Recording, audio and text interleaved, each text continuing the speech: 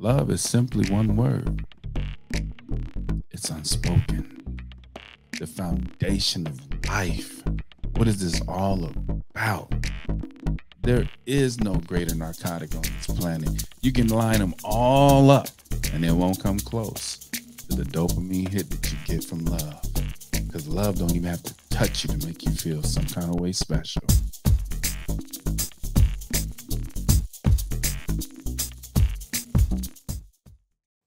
Who said you can't be happy?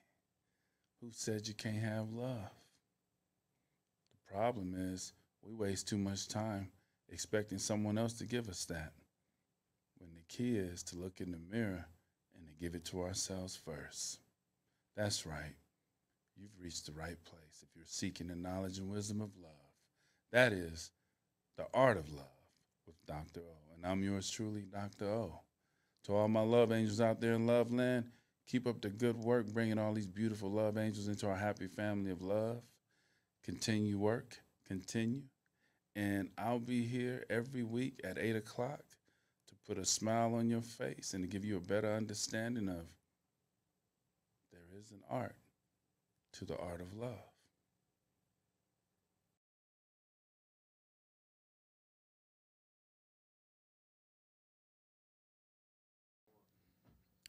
Hey, welcome to the Art of Love with Dr. O, and I'm yours truly, Dr. O. To all my love angels out there putting in the good work, bringing all these happy, beautiful love birds and love angels into our beautiful family of love, continue on with the good deed. Appreciate you. You know, today I got a question handed to me, and this young gentleman said, Art, Dr. O, you always talk about love, but is it possible to truly have love without finances in a financial world? And if that's not possible, can you give me some advice on how I could navigate through this financial world and be happy on the level that I'm on? And he said, don't waste your time, Dr. O, talking about people that, make over 100,000. Because if you can't figure it out making over 100,000, then maybe you need to take into consideration what you're doing with your money. You can give some people $1,000,000 and you can give another person $100,000. And some people with $100,000 can do more than the person with $1,000,000. You probably say, how is that even possible? Well, if the person that makes 100,000 got their head screwed on right, and they don't have any hang-ups, they don't excessively spend on frivolous things, then they can actually take that $100,000 and put it into good use and actually manifest it into something that will give them a yield of over $1,000,000. Whereas some people that actually make over $1,000,000 will feel as if though they're not even making 10,000 because they're spending X amount of money on frivolous things and the money just disappears, buying things that has no values. I'm not knocking anyone, but if you're complaining about your financial situation and you're making a significant amount of financing, you have to take a look at what you're spending your money on. Am I spending an excess amount of money on things that's not yielding me any return or any future? That might have something to do with things not feeling right. So back to this young man's question. He's like, I'm at Burger King, Dr. O, and I still desire to have love as if though I was a millionaire. Can you help me get there? Can you help me find a way? Well, I say this to you, Steve. Yes, it is possible to have love in a financial world, but finance is going to be there. You're going to have food on the table. You're going to have a roof over your head, and you're going to have to navigate through this financial world. And I'm going to break it down to the nanoism so that you, and for those out there that's on this level, will like an understanding of how to navigate through it and elevate. Here's the game. You might want to get your pens. I call this the Trinity. This is DR.O's Trinity. And there's a lot of people watching, a lot of love angels out there watching that already understands the Trinity. And to me, we've been taught a certain way of life that we should live in these United States of America. And some of us have to ask, is that really beneficial for us? You know, in the late 60s, early 70s, when minimum wage was $3,000 and a brand new car was $3,000, and a brand new house is $8,000 to $12,000, no more than maxing out about $25,000, you know? You could live the American dream, and fathers would come home and mothers could stay home with the kids and make cartoons, wait till your father get home. That kept the family structure together. And the finances was right. That's why everybody was dancing in the 70s, because the finances felt a little right. And then here we are in 2023, when the majority of Americans are probably making minimum wage, if not a little bit more than minimum wage. And minimum wage now is $15,000 if you're lucky to get the hours. Brand new car shoots out at $50,000. House, $800 if you're in California, starting $800,000. How did you go from being able to provide for your family on minimum wage to something being so far out of reach? And should you take advice from someone that has their foot on your neck? I'm only telling you these things because I love you. And I truly want to set you free, Steve. And those out there that are like Steve, that want to just breathe, that's tired of dipping into the new month to make up for last month, getting calls from people on the phone to repossess the vehicle when they took the bus to work. You know, isn't that kind of weird? Aren't you supposed to respect your boss? If you're his boss, if it wasn't for you being late on your payments, he wouldn't have a job. So what are you doing calling you, threatening you about taking something with an attitude when he don't even have a car? He caught the bus. See, these are the things we need to understand. They hire people to do repossessions and to make threatening calls to you that don't even have a car. If two people signed up for the job, they're going to take the guy that ain't got a car so he can be heartless, so he can't relate to you needing your car. These are things that can be avoided, though, when you live not above your means or not at your means, but comfortably below your means. So what is this thing you're talking about, DR.O, the Trinity? Well, Steve, other nations, they have family. They have more than one mom. Could you imagine, as a young man or a young girl, there's all the love that you got from your mother, but what if there was something that maybe she missed? Maybe something that your father missed and that another mom could pick up and see?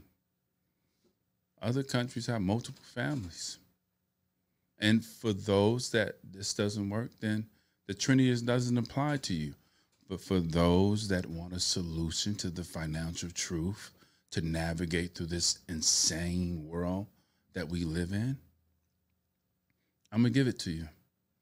And that is this. Well, what is the Trinity? What are the 5 most common problems of marriage? Communication, trust, excitement, sex, finance. These are 5 issues that come up in marriage. Now, remember, for those that, hey, you don't have any issues, don't have any problems, you're making over 100,000 and life is good, then so be it. But even if you make it 1 million, you want to level it up from there. Hey, the Trinity will work for you. You know, you can go to seminars and stuff, and they'll tell you, hey, read this, read that, buy this, buy that. And then 6 months later, there's no results, and you realize there's probably some pimps on stage taking your money. Remember this, love angels. The truth is free. BS costs money. And what I'm giving you right now is the truth. And you ain't got to wait 6 months to see no results. If you applied it to your life today, to right to now, your life would change.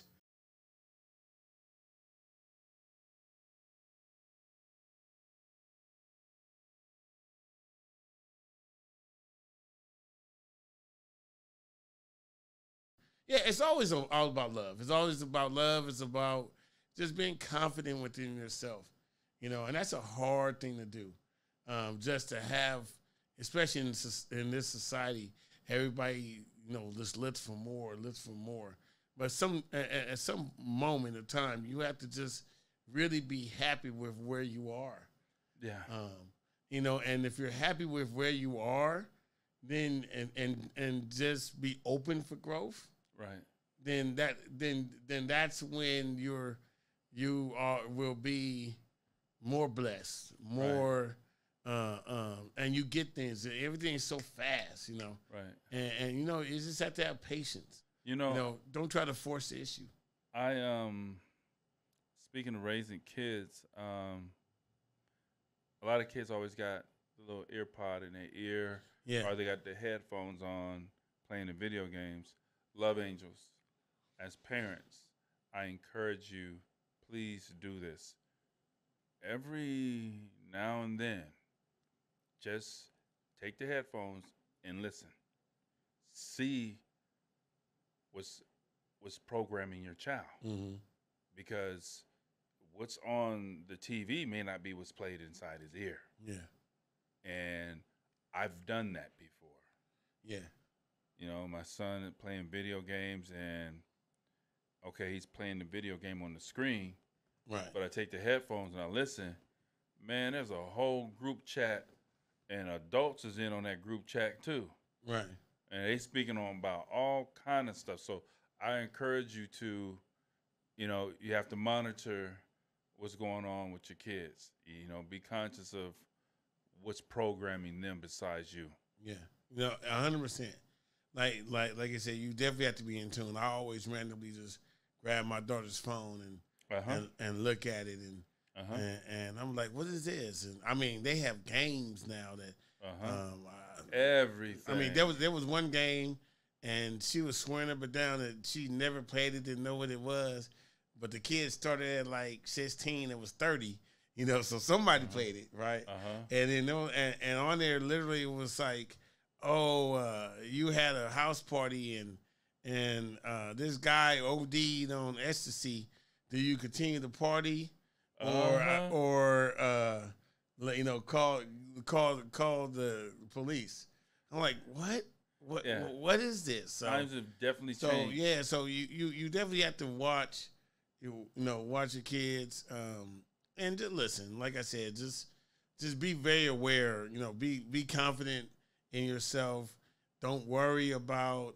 I know there's people out there that they get worried about the kids not liking them and they're not your friend. Right there. They're not your friend. Right there. Love angels. Please remember that. He took the words right out of my mouth. And that is, I know for some of you, it's going to hurt to hear these words, but they're not your friends. Your kids are not your friends. They're your kids, and you raise them. Your friendship with them is going to start about after 30, because when they turn 17, 18, that's when they're going to believe in their own mind that they know everything. And it's going to take reality about 10 to 12 years to loosen that wax up in their ear for them to actually hear what you're saying. That's when you can start building your friendship with them. Because up until then, you love them, you nurture them. 18 come, they forget all that. All that goes out the window. Not all of them, just some of them. Enough of them. And when they turn 30, Yes, Mama, I can hear you, Mama. That's because the undisputed heavyweight champion of the world, reality, has won a couple of rounds with him, you know? Some of the smart ones adhere and they don't drift too far and they'll get through it easy. But I'm not saying that you can't love your child, but at the same time, not your friend. And do you know the main reason why we say that they're not your friend? It's because you're buddy buddy with them and have a great friendship of relationship, but it's gonna bite you in the butt because why are you asking me to do the dishes and clean up my room? Because friends don't ask me to do no dishes and to clean up the room. You know, friends are not gonna ask me to be responsible and all that. I'm gonna tell you this. It's so funny because you'll hear stories all the time about when the parents play with their grandkids, and they're like, "He didn't treat me like that." You know what I mean? But the bottom line is, if you don't raise your kids, you're gonna be raising your grandkids. Yeah, and you don't want to raise your grandkids. You don't want to do that at all because you definitely will have to raise. Yeah, them. if you don't raise your kids, you're gonna raise your grandkids. Yeah, you're gonna be 70 years old raising some kids. You're not gonna be able. There's people I work with. Because you didn't give what your kids needed, right? So then they didn't go like literally, and I'll never say this, but I'll say it here. Sometimes I want my kid to hate me so much that she cannot wait to get out my house. I want her to be like, he paid I want to pay my own bill so that way he don't have to restrict my internet. I'm so tired of him telling me I'm gonna get my own house, so I ain't gotta listen to him. Love angels. I ain't gotta listen to him. Love angels. Try to tell him. I'm so tired of my daddy telling me to clean my room. Tired of my daddy trying to tell me when I can use the phone. Tired of my daddy telling me I can't go somewhere. I'm gonna go get my own stuff. So I can do whatever the hell I want to do. And I tell I want you to do that because I want you to go get your own stuff so you can do what the hell you want to do. Because guess what? If I get to that point, I'm successful because you got your own house and your own room that you can mess up. You got your own cell phone I can't control. You can do whatever you want to do. I want you that successful. I want you that successful that you never have to ask me for permission to do anything for you. That's what I want. I tell parents, love angels, parents, I encourage you. It's our job and responsibility to make our kids, what's the word I'm looking for? It's our job as parents to make our kids not need our financing as soon as possible. See? Yeah. To make them independent of our financing as soon as possible. And, because what happens is... But you have to make them want it. Yeah. Maybe make because what happened is, if they keep on making mistakes at your finances, at your expense, they're not going to feel it. They just keep on making mistakes. Right. If they got to reach into their own pocket, they're going to feel it a little bit more.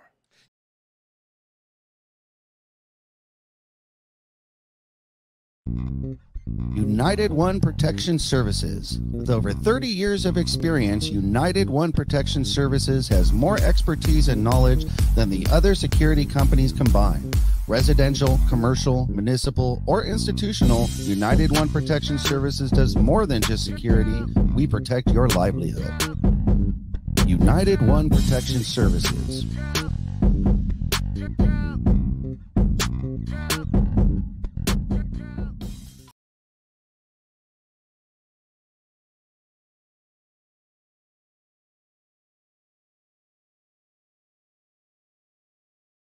Oh, wow. This is an anonymous question.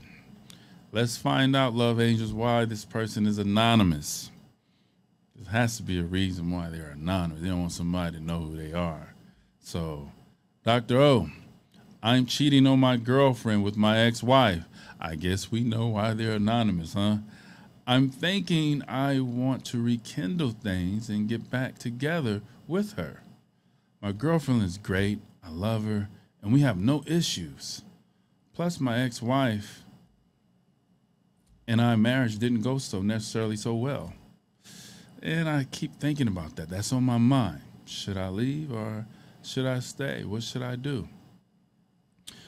Well, Anonymous One, you have to understand your question that you asked. I'm cheating. Remember, I always tell you, no one on this planet is capable of being greater than you just being yourself. There is only one you out of 8 billion. And once you come into the understanding of loving thyself and knowing thyself, that out of 8 billion, there's only one you, and no human being is capable of being greater than one being oneself, then I can apply that to this question you have. I'm cheating on my girlfriend with my ex-wife. Me and my girlfriend have no issues. So you know that your girlfriend is a good person. You know that she has no issues. And you know that you can't cheat on a good thing. You can only cheat on yourself to lose it. When you know who you are, remember, out of 8 billion, there's only one you, and no human being is capable of being greater than you being yourself, then no one could ever cheat on you. No one could ever lie to you. They can only cheat on themselves and lie to themselves to lose you. So if you're willing to cheat on yourself and lie to yourself to lose someone with no issues, by all means. But there's repercussions that come with that, and it might be far greater than what one is willing to bear. For you not to have any issues in your relationship, that truly means that the universe gave you a gift. And when the universe gives you a gift, sometimes it's once in a lifetime. And I know, you're reminiscing about the good times that you had with your ex, but I'm going to tell you something about that. The reason why you broke up, sooner or later will present itself. And hopefully in the process of that, it won't destroy the relationship you have with no issues. I'm very glad that you're anonymous, Mr. Anonymous, because you need to protect the relationship that you have with no issues. If you talk to most people, their relationship has issues. And for you to have one with none, you might want to think twice about that. Let's get to the next one here. And that would be from Sadie from Mojave. I've been with my husband for 10 years, and we've been married for 5. Everything's great about him, except it's always a but, huh? Isn't there always a but? Everything's great about him, but he only lasts 5 minutes. I don't want to leave or cheat on him, but I need to come. Do you think if I do find someone that can help me just one time, would it be okay? Do you think just one time, would it be okay? You've already answered that question. Do you think, would it be okay? You already know. But I will say this. It's your fault. What do you mean it's my fault? It's your fault. Explain. Do tell, I shall. Well, I say it like this.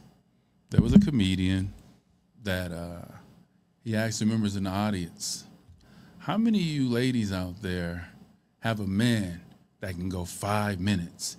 And all the ladies raised their hand, and all the men, they was shaking their head like, yeah, I'm that guy. And the comedian said, any of y'all have a man that can go 15 minutes? And the girls raised their hand, the men shook their head, yeah, I'm that guy. And he said, some of y'all might be lying. I'm going to keep on pushing this until y'all stop raising your hand. He said, any of y'all got anybody that can go 30 minutes? And a lot of ladies raised their hand, and the guys sitting next to them moved their head up and down like, yeah, that'll be me. He said, come on, y'all. Y'all got to be lying. What about 45 minutes? And they still raising their hand, and the guy's head is so big he probably can't even walk out the building. He said, I'm going to just end it like this because y'all lying to me. Any of y'all got a man that can go over an hour without having an orgasm? And some ladies raised their hand, and the man sitting next to him shook their head like, yeah, I'm that guy. Head so big, oh my God. And then the comedian simply stated after that, well, I have to be honest with you. I couldn't do it. I'm probably good for about 2 minutes, 2.5 minutes, no more than 3. And the reason why is because my girl actually has some good equipment down there that make it happen for me. And he didn't say it exactly like that, but you can get my drift. I'm trying to keep it clean. But he tried to say, hey, my girl's stuff is good. He said, any man that can be in you for over an hour and not have an orgasm, your stuff is whack. And the whole audience fell out, and the ladies, they lowered their head, and they was like embarrassed. Because think about that. You're complaining right now, Sandy, that your man can't last 5 minutes. Don't be mad at yourself for your cookies being good. What you can do is they have some ointments and some pills and stuff out there that will allow him to last a marathon with you if that's your choosing. And there's some tricks you can do before that. You know, you can also have a pre-engagement so that he can go ahead and empty his tank a little bit and go around for the second time. That should allow him to push a little bit longer. There's tricks and trades out there. You know, there's things out there, Sadie. Don't mess up your marriage just because you want something that can last 5 minutes. You might be opening up a can of worms that, yeah, you'll have somebody go over 5 minutes, but it ain't gonna help you pay them bills, man. You know, Edison, that mortgage, that rent, that car note, you know, and all it takes is just one time and all that be thrown out the window. Is it worth it? You know, my friend told me, hey, all right, you know, ladies always talking about this, but it ain't that. It's what it's attached to. And if that's attached to something that's homeless and it's not going to help you pay the bills, you might want to think twice. I would say, hey, look at those ointments and those pills and, hey, have a little recreation workout before you get into the main event, and everything should be fine, Sadie. It should be fine. Going into the next one, Dan from San Antonio. I love my wife, but her mama's up. Woo! I'm thinking about asking my wife to relocate so I don't have to see her. Am I wrong?